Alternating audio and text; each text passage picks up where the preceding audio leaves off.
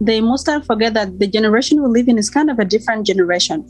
And so the more they kind of try to lead this young generation based on the generation, they keep pushing most of this young generation out of church.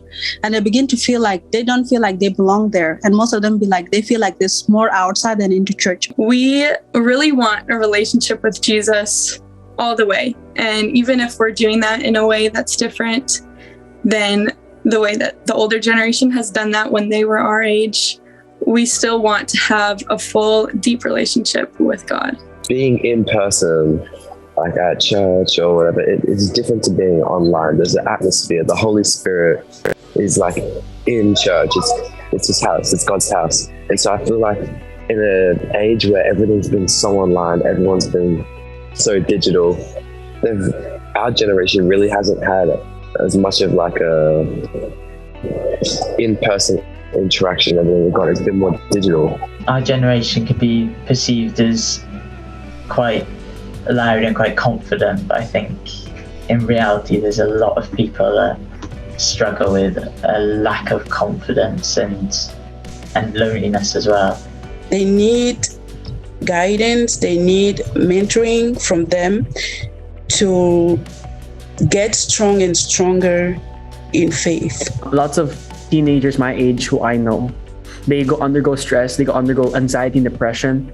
And the root of all that is because they don't have any motivation, they don't have any purpose, they don't know what to do in this world. And that's why these things lead to suicide. These things lead to identity crisis just because they don't know what to do in their life. And that's what I want older adults to know, like my parents, just so that they could understand what we are going through, and just so that they could also know how they could also help us.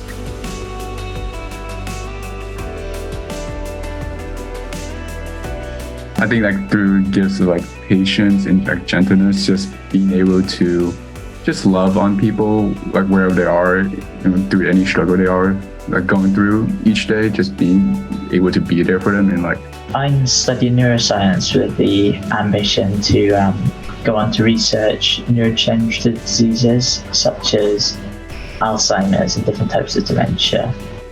And for me, that means that hopefully I'll be able to make a difference in people's lives through improving the quality of their lives and their families. That will allow me to evangelize in that community, in that demographic, and be a light in a place where there seems to be a lot of dark. Especially in my country, maybe just 10% of the population is Christian. I would like to participate in evangelization of people. What I dream about is like reach out to influential people, like people who has lots of influence, because if I get to them, I can introduce Jesus, they can know him, and then these people can share their experience with God to all the other people. So it's like a massive